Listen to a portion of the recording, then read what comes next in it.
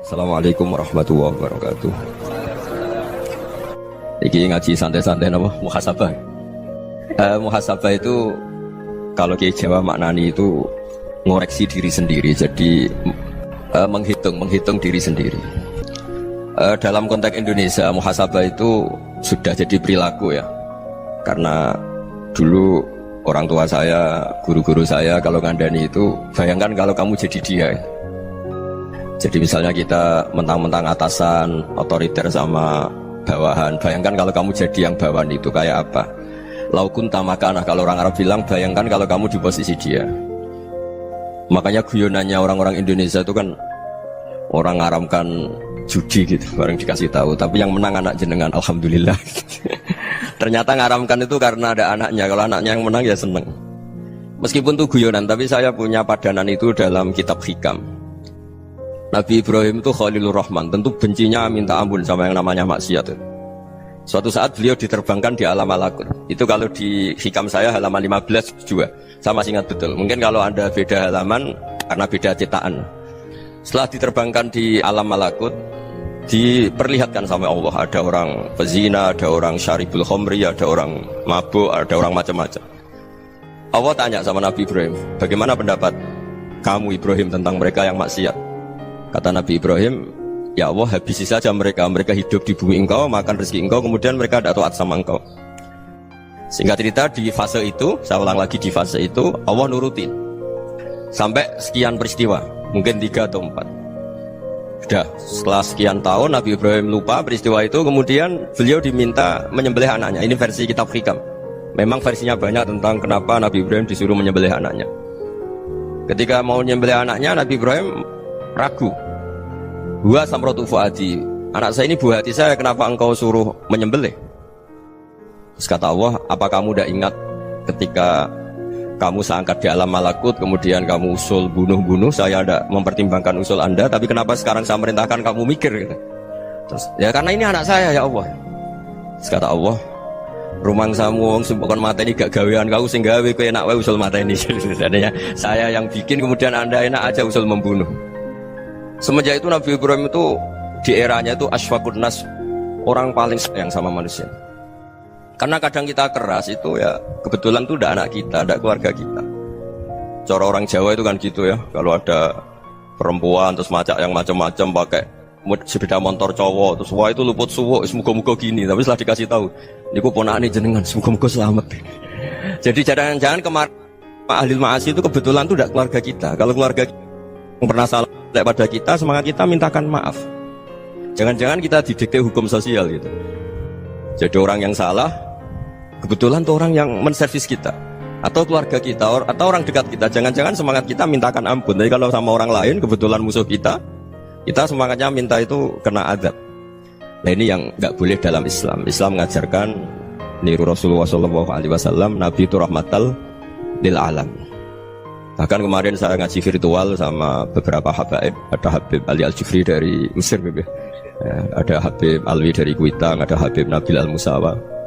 Dari sekian habaib itu saya masih ingat diantaranya yang didawuhkan rahmatan lil alamin itu ketika Nabi adzahu qaumuh, disakiti oleh kaumnya, dan itu mereka masih kafir semua. Itu mereka dapat doanya Nabi, Allah mahdi qaumi fa innahum la ya'lamun. Kayak apa baiknya Nabi, orang yang menyakiti, yang melukai, tapi Nabi masih berdoa, Allah mahdi qaumi fa innahum la ya'lamun. Sayyidina Umar dapat doanya Nabi itu yakhina kana kafiran, ketika masih kafir didoakan, Allahumma aizzal Islam bi Umar. Itu ketika masih kafir. Itu pelajaran bagi kita bahwa yang sedang tidak cocok pun itu berdapat doa kita. Ya doa supaya kondisi kita baik, hari tambah baik. Karena agama ini saya berkali-kali bilang limangkan yarjuwa wal yaumil akhir. Agama ini diperuntukkan bagi yang selalu punya harapan pada Allah Subhanahu wa taala. Saya cerita muhasabah ini tentang hubungan kita dengan Allah. Di Indonesia itu banyak orang fasik, banyak orang nakal. Ya di mana-mana orang nakal itu ya mayoritas, wa aksaruhum fasikun. Tapi berkahnya harapan. Mungkin saya kira nakal sobenda, mungkin saya kira sholat soben sholat, mungkin sekarang belum sakhok, belum dermawan, suatu saat dermawan. Barokahnya itu kefasikan ini dianggap sementara, sedang fasik, sedang tidak benar. Karena kiai-kiai kita, para guru-guru kita, para habaib utamanya itu mesti bilang semoga husnul khotimah. Nah barokahnya doa itu, semoga husnul khotimah itu menjadikan satu pola sosial. Yang sedang fasik ini masih diharapkan jadi lebih baik, jadi lebih baik. Sehingga kita tidak ngambil sikap ekstrim yang ingin menghabisi atau ingin mengadili, tidak, karena selalu kita punya harapan. Dan agama ini limangkan yarjuwa wal yakhir. Bayangkan dulu kalau yang nakal itu anak kamu, pasti kamu gak ingin kan langsung dapat azab, dapat apa. Padahal kita semua jadi tokoh ini abul kulli, bapak dari semuanya.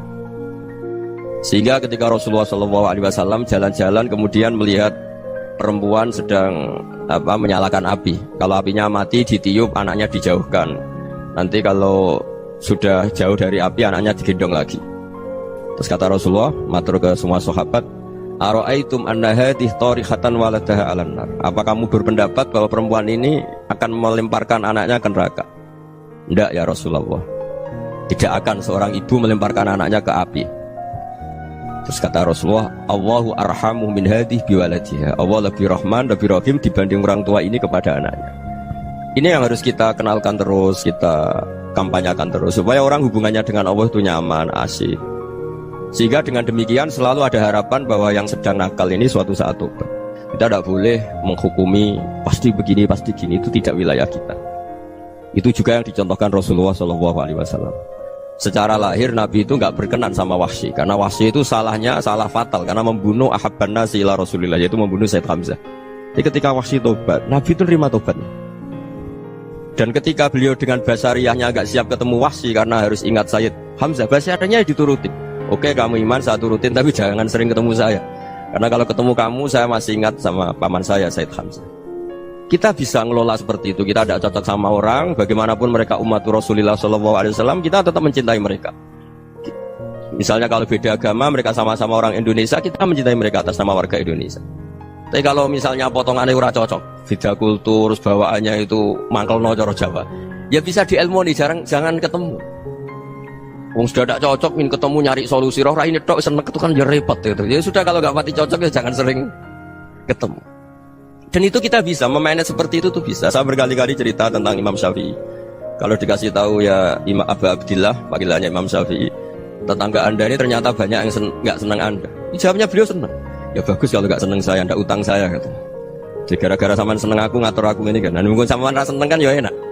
Jadi hidup itu dianggap happy. Kalau seneng ya teman silaturahim, kalau nggak seneng ya nggak bakal utang gitu. Baru kayak rasa seneng itu nggak ganggu. Gitu. Jadi dulu itu orang bisa ngelola seneng ndak seneng itu bisa. Karena ada kearifan hubungan dengan Allah Subhanahu wa Ta'ala. Hidupnya selesai karena masyghul bi dzikrillah. Mereka sibuk dengan Allah. Makanya kata ulama-ulama tasawuf, kamu jangan melihat manusia perilakunya, tapi kamu juga harus ingat yang gerakkan semua itu Allah Subhanahu wa Ta'ala. Dengan demikian kita farah, kita senang. Makanya Nabi kalau ngutus Anas bin Malik kemudian nggak kesampaian yang diinginkan karena Anas main, ketika garwa-garwani Nabi agak tersinggung, Nabi andaikan Allah menghendaki yang saya inginkan kesampaian, pasti itu kesampaian. Jadi dianggap kegagalan Anas gak manggil yang dituju Nabi itu ya keresahan Allah, ya enteng saja. Sayyidina Ali lebih parah lagi yang dialamin. Itu dalam beliau kalau dipanggil tuh gak cepet-cepet ke sana. Ketika ditanya, kenapa kamu tak panggil gak cepet ke saya? Amin tuh ukubatak, karena aku tahu kau orang baik. Orang baik itu pemaaf. Jadi makanya orang-orang soleh dulu itu bodoni itu. Makanya sekarang kalau ada orang bodoni itu mesti dibidik orang soleh. Kalau orang-orang soleh itu kakean husnudzon akhirnya sering dibodonin. Abdullah bin Umar itu masyhur itu. Kalau ada budaknya sering sholat, sergap sholat itu dimerdekakan. Akhirnya nggak sholat pun pura-pura sholat. Akhirnya juga dimerdekakan. Ketika ditanya, kenapa engkau merdekakan? Padahal mereka sholatnya menipu engkau, kata pembisik-pembisik itu. Man khoda'ana lillah in khoda'na Allah. Dia nipu atas nama Allah, berarti saat tertipu juga atas nama Allah. Gak masalah dong, semuanya demi Allah Subhanahu wa Ta'ala. Jadi ketika kita ketemu mensifati Allah Ta'ala itu ghafir, Allah pemaaf. Jangan kamu gak fair untuk diri kamu nyifati Allah ghafir, pada orang lain Allah kamu sifati syadidul iqab. Jadi Allah kamu atur, kayak MC tadi ngatur saya. Jadi Allah itu apa? Kalau pada saya ghafir, kalau pada musuh saya syadidul iqab. Itu tidak fair. Kalau anda punya harapan kepada Allah karena Allah Rahman Rahim, Allah ghafir, sebenarnya Allah pada musuh kita ya bisa saja Allah ghafir, bisa saja Allah Rahman Rahim. Jika kita melihat orang lain yang kita tidak cocok itu ya enteng saja. Itu min umati Rasulillah sing tanaluhu syafa'atuh, tanaluhu sa'atu rahmati, tanaluhu fair. Jangan dengan kita kayak mesti dapat rahmat. Jangan orang lain kayak Allah pasti syadidul iqab, itu tidak boleh. Sehingga ketika ada orang Badui, singkat cerita orang Badui ini kencing di masjid, semua sahabat membentak dia. Yang nggak bentak hanya Nabi tok. Saking mangkalnya orang ini karena semua sahabat bentak kecuali Nabi. Setelah dibenarin Nabi, terus Nabi nyuruh Sobbu ali dhanuban min ma'in. Setelah disucikan masjid itu, dia berdoa keras sekali. Allahumma arhamni wa Muhammadan wa la tarham ma'ana ahadan. Ya Allah, yang berhak dapat rahmatmu hanya saya dan Nabi Muhammad, yang lainnya jangan gitu. Karena yang lainnya tuh jengkelin, gitu aja saya salah dimarah-marahin gitu. Jadi kalau kamu doa terbatas ya kayak orang Bedui nih, kayak orang Arabi. Apa kata Nabi? Laqad tahajjarta wasi'an. Allah yang rahmatnya luas menjadi kamu sempitkan. Karena kamu mau atur Allah hanya rahman pada Indonesian Power, pada NU, pada kita, yang orang lain gak perlu dapat. Itu kan kasihan Islam, karena Islam terus gak dimiliki semua orang. Allah gak dimiliki semua orang, Rasulullah gak dimiliki semua orang, karena di NU, di ormas tertentu di nggak boleh seperti itu, nggak boleh takhasyar tawasian, kata Nabi, tidak boleh mempersempit zat yang rahmatnya itu luas. Ini semoga etika ini kita pakai di Indonesia. Yang sedang fase kita harapkan lebih baik, yang sedang nggak dapat hidayah kita doakan dapat apa? Hidayah. Masyhur kan, makanya tadi saya mohon sama Habib Ali supaya Habib Ahmad supaya tetap mahalul qiyam tabaruk sama Habib Ali. Di antara doa-doa di Simtuduron masyhur itu antuqa bilal mudhniba minnah fil ghufran wal musi'ah bil ihsan. Jadi harapannya para habaib, para orang-orang baik dulu ya, semoga yang dosa itu dimaafkan, yang sedang salah dibuka, bikin lebih baik. Nabi itu tugasnya juga gitu, wastaghfir li dzambika walil mu'minina wal mu'minat. Nabi itu tugasnya juga memintakan ampun yang sedang salah.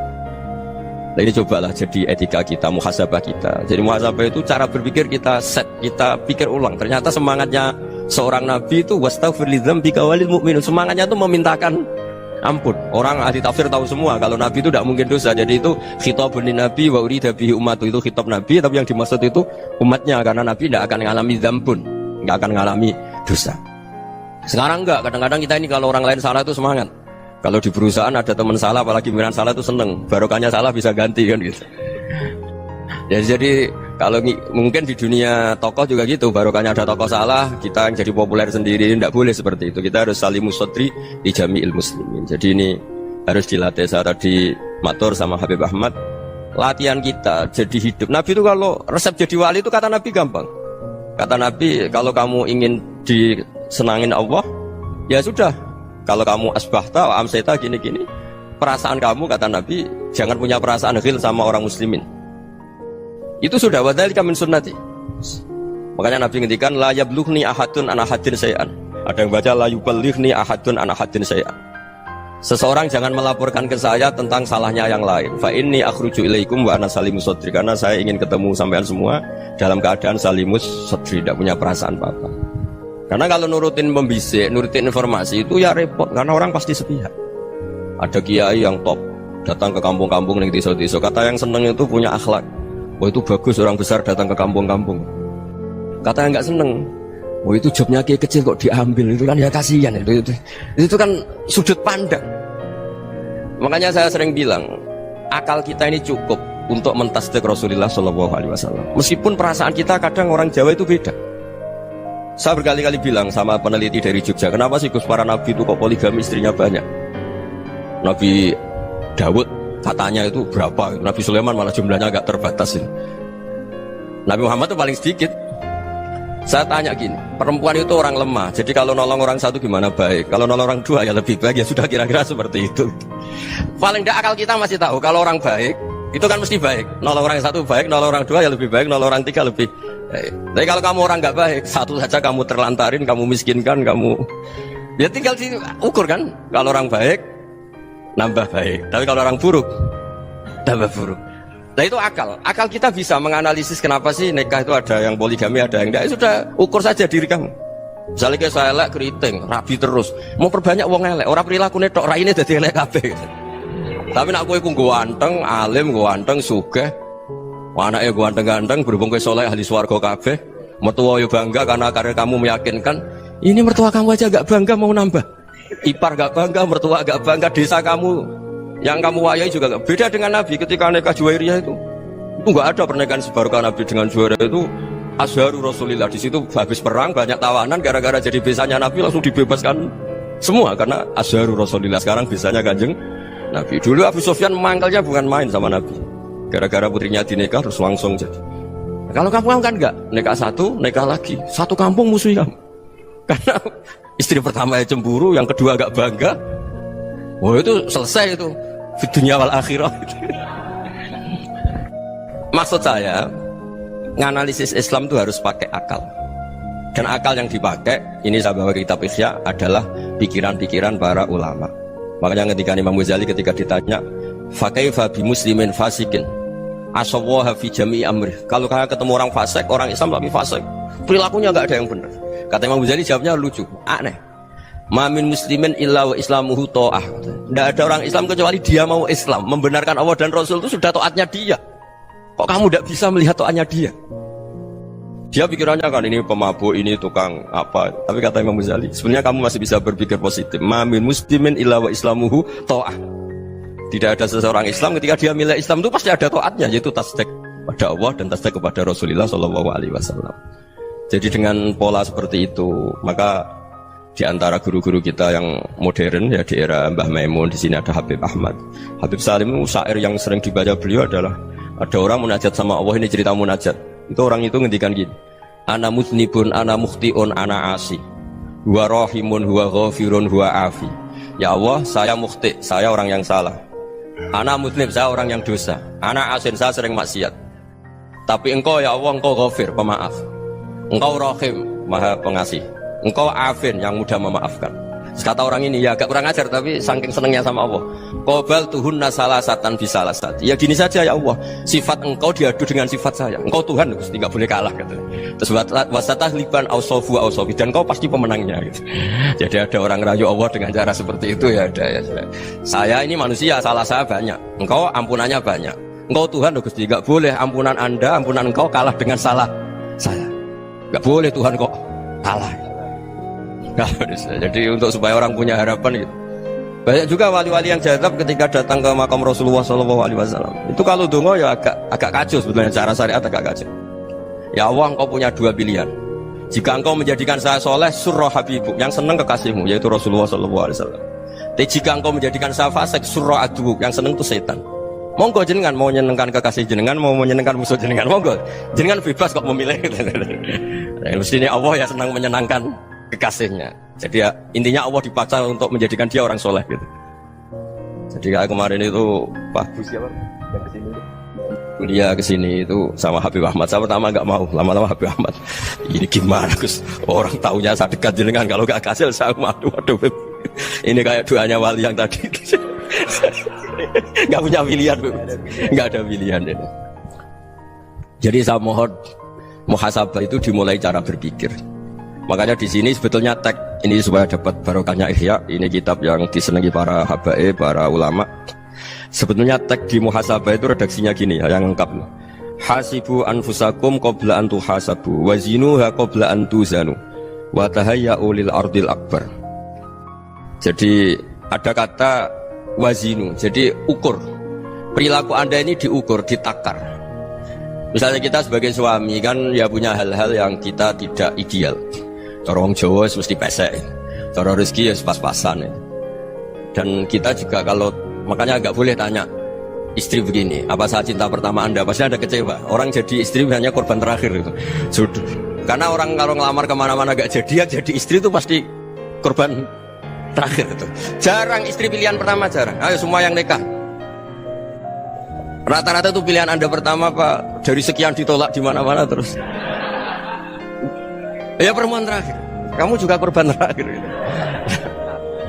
Itu wali-wali dulu kalau ngandani kita itu sederhana. Antal ini masyhur diceritakan Habib Zain bin Semit dalam kitab Al-Manhajus Sawi. Anta lam tajid min nafsika kullama turid. Fa kaifa turidu min ghairika kullama turid. Kamu yang ingin ideal saja, kamu tidak menemukan pada diri kamu untuk menjadi ideal. Kamu kan ingin ganteng, ingin punya uang banyak, ingin perilaku Anda sempurna. Anda saja yang punya keinginan tidak bisa mewujudkan keinginan Anda sendiri. Fa kaifa turidu min ghairika ma turid. Jadi anta lam tajid min nafsika kullama turid. Fa kaifa turidu min ghairika kullama turid. Kamu yang punya keinginan saja. Misalnya saya ingin punya uang banyak, perilaku saya selalu benar, gak pernah salah. Loh, saya yang ingin saja dengan diri saya, gak bisa untuk benar terus. Kok kamu berharap orang lain selalu benar? Jadi anta lam tajid, ya sama. Kalau kamu menuntut istri kamu itu ramah, neriman, apa kamu neriman sama wajah istri anda gitu? Engkau ya pola neng dindi jajaki sana jajaki sini, kamu sendiri tidak pernah apa. Jadi itu nasihat yang luar biasa. Anta lam tajid min nafsika kullama turid, fa kaifa turidu min ghairika kullama turid. Kamu mau menghormati semua orang, tidak mau kan? Kemudian anda berharap semua orang menghormati kamu. Kamu tidak ingin kan orang lain semua menghujat kamu. Sementara kamu enak aja menghujat orang lain. Makanya Rasulullah SAW luar biasa ketika bikin kaidah sosial. Apa la yu'minu ahadukum hatta yuhibba li akhihi ma yuhibbu li nafsihi. Jadi kalau ukuran iman itu sederhana. Kalau sesuatu itu baik, nyaman bagi anda, ya bayangkan itu pada teman anda. Misalnya anda bangun tidur sudah acak-acakan, nggak punya uang, utang jatuh tempo, kan nggak ingin ketemu orang. Ya kamu jangan bertamu ke jenis ini, karena dengan kamu yang alami juga nggak siap ketemu orang. Makanya ada Habib Alim itu dilapuri sama seseorang. Habib, dulu teman saya itu ketika saya kaya itu sering main ke saya. Setelah saya miskin, mereka tidak main ke saya. Kata Habib itu bagus, sunnaud gitu itu bagus. Coba kalau kamu dulu kaya, teman kamu main kan kamu gaya, di rumah ada makanan, bisa hormat tamu. Setelah kamu miskin jadi buruh manol di pasar atau buruh bikin botol, teman kamu datang, malu nggak kamu? Mendingan nggak datang gitu. Akhirnya baru, oh ya alhamdulillah kalau gitu. Loh ya kan dulu teman kita datang, kita ada Alphard, istri cantik, rumah bagus lah, kita miskin, buruhnya orang pas dibentak-bentak, teman kamu udah datang. Milih datang apa enggak kalau setelah kamu jatuh? Enggak kan? Jadi barokahnya ilmu itu terus. Ya, tapi kadang-kadang orang tuh, wah setelah saya miskin teman-teman enggak kasih kesini. Ya kalau kamu sudah jatuh, teman-teman kamu situ jadi tontonan. Ya mulai sekarang cara berpikir itu dirubah. Dulu yang namanya kiai itu kalau diundang orang itu ya agak-agak senang. Semenjak saya itu agak rubah. Mengundang kiai, ngatur kiai itu tak haram-haramkan ya ada lumayan lah, sekarang itu sudah mulai agak beretika. Dulu itu ngundang tuh tanggalnya ditentukan, jamnya ditentukan, enggak mikir apa kiai saat itu nganggur, enggak. Punya wadifah, enggak. Dia milih tanggal yang dia nganggur, enggak mikir masa itu kiainya nganggur apa, enggak. Ya saya hanya cerita aja, kamu tersinggung ya monggo, boten nggih monggo itu kan. Jadi saya mohon lah supaya tadi saya juga matur ke Habib Ahmad. Jadi untuk orang merasa ikut sunnah Rasul itu gampang sekali kata Sayyid Muhammad. Dulu Nabi berpakaian ala daerahnya. Kalau mikot ya pakai mikotu baladi. Karena Nabi orang Madinah dan beliau berdomisili di Madinah, ya misalnya mikotnya dari Bir Ali misalnya. Tapi kalau anda orang kawasan Tanim mau umrah ya dari Tanim. Misalnya kawasan Jirona ya dari Jirona. Artinya apa? Kamu ngambil mikot karena Nabi mikot misalnya dari Bir Ali, bukan berarti kamu harus seperti Nabi di Bir Ali. Kamu orang Mekah, misalnya kamu orang Tanim, orang dia harus dari mikotu apa? Baladi. Sama, makanya di fikih-fikih itu kalau tahnik anak, Nabi orang Arab, halawiyatnya kurma ya kurma. Kalau orang Jawa sedegan, semua bodoh-bodoh. Ya, bodoh-bodoh manis. Jadi ini tabaruk sama Sayyid Muhammad, ini ada murid beliau, Habib Ahmad, saya baca. Supaya orang itu merasa ikut Nabi itu gampang sekali. Ini saya baca ya di halaman, tadi disaksikan Habib Ahmad, 433 di kitab, apa begini? Manhajus Salaf fi Fahmin Nusus. Itu kata Sayyid Muhammad, wa kanat sunnatu Rasulillah annahu yat'amu ma yajiduhu fi ardi wa yalbasu ma yajidu wa yarkabu ma yajidu mimma abahu wa ta'ala. Faman istamala ma yajiduhu fi ardi fa huwa al-muttabi' lis-sunnah. Kama annahu hajjal baita min madinati. Faman hajjal baita min madinati nafsihi fa huwa al-muttabi' lis-sunnah wa illam takun hadhil madinatu tilka. Jadi intinya misalnya Nabi dulu itu ngasih sedekah kepada fakir miskin ya pakai dinar, dirham. Ya kalau orang misalnya sedekah pakai rupiah ya sudah ikut sunnah Nabi. Jangan, lu Nabi pakai dinar loh, kamu kok pakai rupiah? Dulu dinarnya Nabi udah ada tulisannya Bank Indonesia, kamu kok ada tulisannya Bank? Ya tidak ada seperti itu. Ya jadi misalnya Nabi sedekah pakai tamer atau pakai al-aqid, ya kita pakai beras, pakai apa? Supaya orang tuh bahwa Rasulullah itu milik kafatal linnas, milik semuanya. Sehingga merasa ikut sunnah Nabi itu ya semuanya. Makanya dulu Mbah Mun kalau motivasi saya supaya bombong, kalau orang Jawa bilang bombong. Wong Jawa mesti ono wong alim. Beliau menyentuhkan Mas itu Mbah Fadol, Senori, Mbah Ihsan Jambes. Itu bisa ngarang-ngarang kitab luar biasa, padahal beliau bukan orang Arab. Imam Sibawai itu orang Persia, Imam Ghazali orang Tus itu juga ikut Persia. Kata Mbah Mun, wong sing ora Arab lah mesti untuk jatah alim kata beliau. Karena Nabi itu diutus kafatan linnas. Nanti kalau orang yang alim itu Arab tok, berarti tidak ada perwakilan dari Afrika, dari Asia Tenggara, dari mana-mana. Makanya karena Nabi statusnya itu kafatal linnas. Jadi kita harus bangga sebagai Muslim, sebagai orang Indonesia, karena misalnya Wali Kutub dulu terkenalnya hanya ada di Yaman, di mana. Ternyata pernah ada juga di Indonesia, dan seperti Habib Abu Bakar Segaf Gresik. Jadi ya harusnya kan tetap orang Indonesia, meskipun beliau dzurriyyah Rasul kan ya sudah orang apa? Orang Indonesia. Dzurriyyahnya Habib Ali Simtuduror sekarang di Solo. Jadi Indonesia juga dapat Alawin banyak, dari Sadatin Alawin juga banyak. Jadi saya mohon barokahnya ngaji seperti ini, melihat orang lain tuh gampang. Bayangkan tuh kalau anak kamu, makanya Nabi nanti kalau nggak percaya lihat di Hikam nomor 15 di kitab saya. Di situ dijelaskan oleh Hikam, jangan-jangan semangat Anda pada orang yang maksiat, pada orang yang keliru supaya dihukum itu karena kebetulan itu udah anak Anda, itu udah keluarga Anda.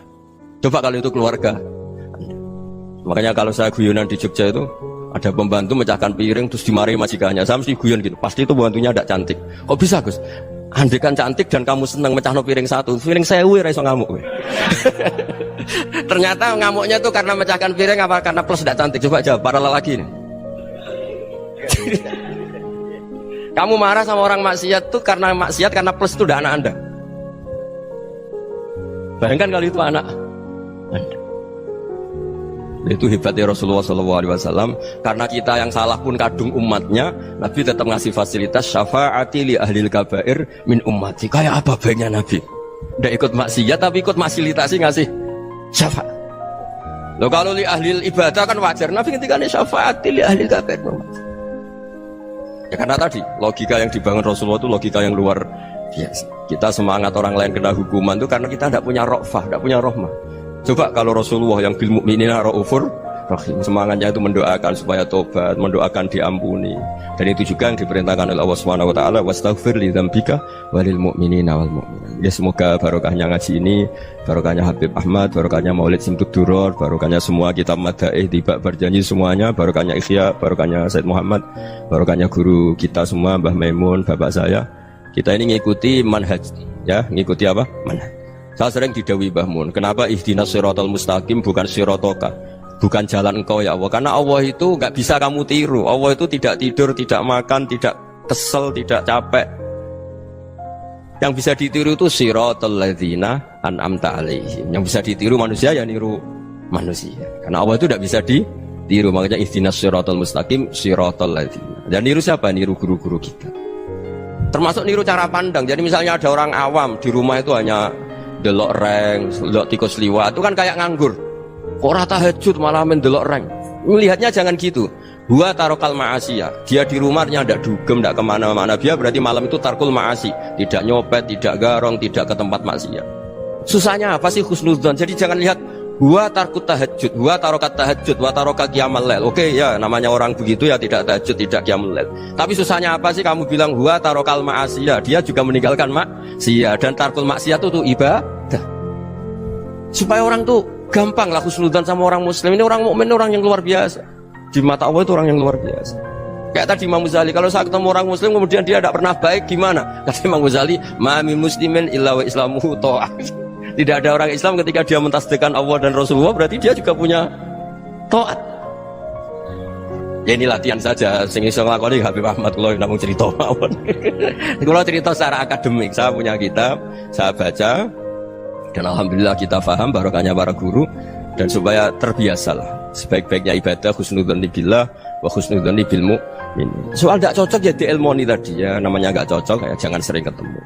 Seperti Rasulullah SAW, beliau karena sangat mencintai Sayyid Hamzah, ketemu orang yang pernah begitu sama Sayyid Hamzah, ya beliau secara basyariah tidak siap. Tapi beliau secara cara bahasa sekarang, secara profesional, kalau beliau seorang nabi dan harus menerima tobatnya siapapun ya diterima. Saya meskipun dengan A, B gak cocok karena dia begini-begini sama saya, tapi saya ingat dia sholat, dia baca sholawat, dia mencintai Rasulullah, ya kita hormat. Ya soal tidak cocok ya di manage tadi ya, zurhiban tas tetkuban, kalau tidak pati cocok ya jangan sering ketemu, bawaannya enak nanti. Ya semuanya itu diilmoni lah.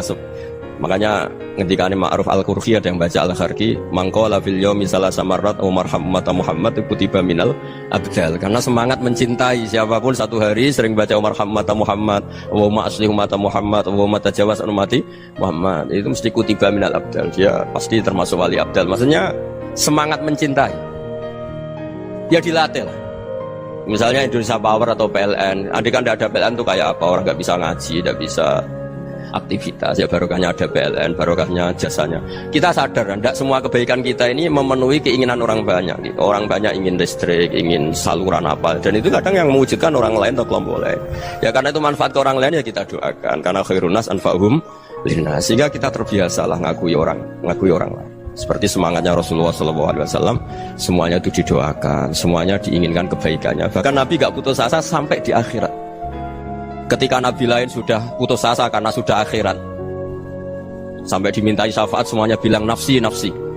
Karena merasa semuanya gak punya nyali di depan Allah. Karena ini sudah akhirat, sudah finish. Tapi apa Rasulullah? Analah. Ya sudah, saya sanggup mensyafaati kalian. Terus kata Nabi, fa'atiyal arsya. Saya mendatangi aras fa'akhirru lahu sajidan, saya sujud wa ahmaduhu bima hamida alamaniha rabbi. Kemudian saya tetap muji Allah dengan pujian yang terus menerus. Padahal sudah di akhirat, sudah finish. Nabi dimintai syafaat masih sanggup karena Nabi tahu akhirat tidak bisa mendikte Allah, tidak bisa. Allah terus bilang, ya Allah ini akhirat, engkau sudah tidak boleh mensyafaat, tidak bisa. Allah tidak bisa diganggu akhirat, Allah tidak boleh dibatalkan rahmannya oleh akhirat. Allah tetap Rahman Rahim abadal abad. Dan Nabi tahu itu. Makanya kata para ulama, fa Muhammadun Ahmadu min ghairihi. Jadi Nabi Muhammad namanya dua, yang terkenal. Sebenarnya banyak yang terkenal dua, Muhammad sama Ahmad. Ketika Nabi punya nyali memuji Allah di akhirat atau sudah di akhirat, itu fa Muhammadun Ahmadu min ghairihi. Ketika Nabi lain sudah punya nyali muji Allah karena sudah akhirat, Nabi Muhammad tetap berani muji Allah di saat seperti itu. Makanya Ahmadu di situ kata ulama itu af'al tafdil, fa Muhammadun Ahmadu min ghairihi. Kanjeng Nabi lebih memuji Allah di saat yang Nabi lain sudah tidak punya nyali untuk muji Allah di saat itu. Makanya kata Nabi fa akhirru lahu sajidan wa ahmaduhu bima hamida alamaniha rabbi. Akhirnya setelah lama gitu terus Allah ngendikan, ya Muhammad irfa' ra'sak wasal tu'tah wasfa' tusyaffa. Sudah Muhammad, angkat kepala kamu minta apa saya turutin, dan kalau kamu ingin mensyafaati umatmu saya beri hak apa? Syafaat. Nah, semoga semangat itu juga menjadikan kita munajat bahwa rahmat Allah tidak terbatas, harapan juga tidak terbatas. Mungkin yang sedang nakal ya kita katakan sedang, jangan terus kamu pastikan wah ini mesti suul khotimah, mesti tidak orang baik. Tidak, agama ini liman kana yarjuha wal yaumal akhir, selalu bagi yang punya harapan. Ya, mugi-mugi dapat barokah semua. Mantul dengan kata wassalamualaikum warahmatullahi wabarakatuh.